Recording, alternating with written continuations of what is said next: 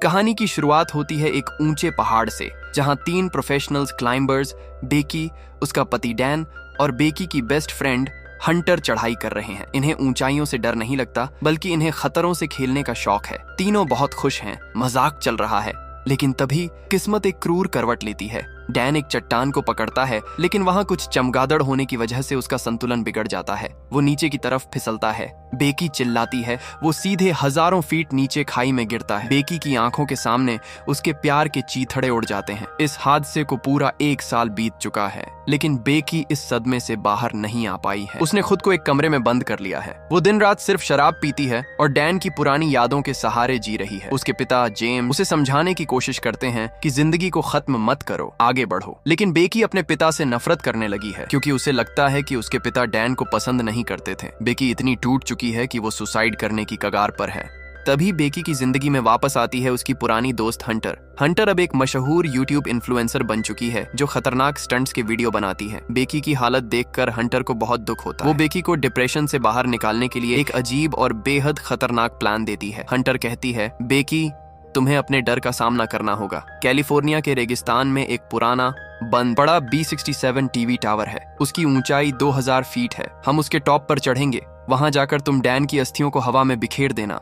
इससे तुम्हारे दिल का बोझ हल्का हो जाएगा और तुम्हारा डर हमेशा के लिए खत्म हो जाएगा। शुरुआत में बेकी बहुत डरती है। वो मना करती है, क्योंकि वो टावर सालों पुराना है, लोहे का है और जर्जर हो चुका है। लेकिन हंटर उसे मोटिवेट करती है और आखिरकार बेकी मान जाती है। दोनों अपनी कार उठाती हैं और उस सुनसान रेगिस्तान की तरफ निकल पड़ती हैं। जब वो रेगिस्तान के रास्ते से गुजर रही होती हैं, वो देखती हैं वल्चर्स एक मरे हुए जानवर को जिंदा नोच नोच कर खा रहे हैं। यह फिल्म के डायरेक्टर का एक हिंट था व्यूअर्स के लिए कि आगे इन दोनों लड़कियों के साथ क्या होने वाला है। खैर, वो टावर के पास पहुंचती हैं। दूर से देखने पर वो टावर एक सुई की तरह आसमान को चीरता हुआ दिखाई देता है। टावर के चारों तरफ फेंसिंग लगी है और खतरा, लेकिन हंटर को तो व्यूज और लाइक्स चाहिए थे। अब चढ़ाई शुरू होती है।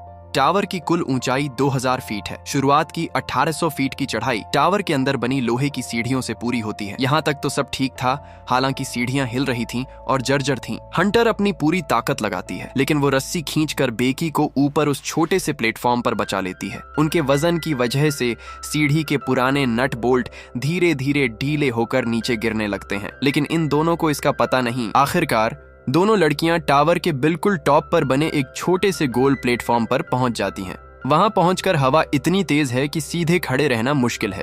हंटर तुरंत अपना कैमरा निकालती है। वो प्लेटफॉर्म के कोने पर लटक कर रील बनाती है, अपने पैर हवा में छोड़ देती है। बेकी भी थोड़ी हिम्मत जुटाती है। वो बैग से डैन की अस्थियों का बॉक्स निकालती है और उसे हवा में उड़ा देती है। उसे लगता है कि उसने अपने अतीत को अलविदा कह दिया है। लेकिन दोस्तों, असली फिल्म तो अब शुरू होती है। जब वो नीचे उतरने की तैयारी करती है, तो बेकी सबसे पहले सीढ़ी पर पैर रखती है। जैसे ही वो अपना पूरा वजन सीढ़ी पर डालती है, वो पुरानी जंग लगी सीढ़ी पूरी तरह उखड़ जाती है और कबाड़ बनकर 2000 फीट नीचे गिर जाती है। बेकी हवा में लटक जाती है। हंटर अपनी पूरी ताकत लगाती है, लेकिन वो रस्सी खींचकर बेकी को ऊपर उस छोटे से प्लेटफॉर्म पर बचा लेती है। अब स्थिति को समझिए, नीचे उतरने का रास्ता खत्म। उनके पास सिर्फ एक बैग है, जिसमें एक ड्रोन है, थोड़ी सी रस्सी है और पानी की एक बोतल है। सबसे बड़ी मुसीबत, मोबाइल में नेटवर्क नहीं है। वो टावर के सिग्नल से बहुत ऊपर आ चुकी हैं। हंटर एक तरकीब लगाती है। वो अपने फोन पर एक हेल्प मैसेज लिखती है और फोन को अपने मोजे सॉक के अंदर डालकर नीचे फेंक देती है। उसे उम्मीद थी कि जैसे ही फोन नीचे गिरेगा और नेटवर्क रेंज में आएगा, मैसेज सेंड हो जाएगा। वो दोनों नीचे देखती हैं, लेकिन फोन सीधे नीचे पत्थरों पर गिरकर चकनाचूर हो जाता है। मैसेज सेंड नहीं होता। उनकी पहली कोशिश नाकाम रहती है। धीरे धीरे रात हो जाती है। रेगिस्तान की रात बहुत ठंडी होती है। दोनों ठंड से कांप रही हैं। इसी बीच बेकी हंटर के पैर पर एक टैटू देखती है, जिस पर लिखा था आई लव डैन। बेकी चौंक जाती है। वो हंटर से सच उगलवाती है। हंटर रोते हुए मानती है कि डैन की मौत से पहले उन दोनों का कई महीनों तक अफेयर चला था। बेकी का दिल टूट जाता है। अब उनके पास पानी खत्म हो चुका है। सूरज की गर्मी से उनका बदन झुलस रहा है। तभी बेकी को याद आता है कि टावर के थोड़ा नीचे, लगभग 50 फीट नीचे, एक सैटेलाइट डिश लगी है। उस बैग में पानी भी है और ड्रोन भी। हंटर हिम्मत करती है। वो रस्सी बांधकर नीचे उतरती है। हवा बहुत तेज है।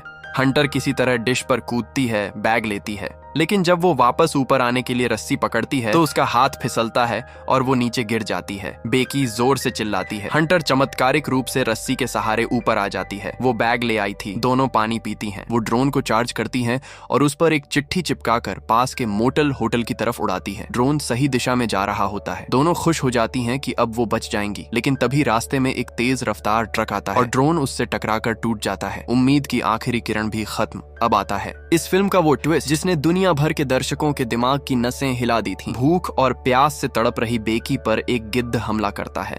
बेकी हार मानने के बजाय उस गिद्ध की गर्दन दबोच लेती है, उसे मार डालती है और अपनी जान बचाने के लिए उस कच्चे गिद्ध का मांस और खून पीती है। अब उसके अंदर एक जंगली ताकत आ चुकी है। वो हंटर से कहती है कि हमें दूसरा फोन नीचे भेजना होगा। कि जब हंटर नीचे बैग लेने गई थी वो तभी हाथ फिसलने के कारण डिश पर गिरकर मर चुकी थी। जो हंटर बेकी को ऊपर दिख रही थी, जिससे बेकी बात कर रही थी, वो हंटर थी ही नहीं। ये सीन देखने वालों की रूह कंपा देता है।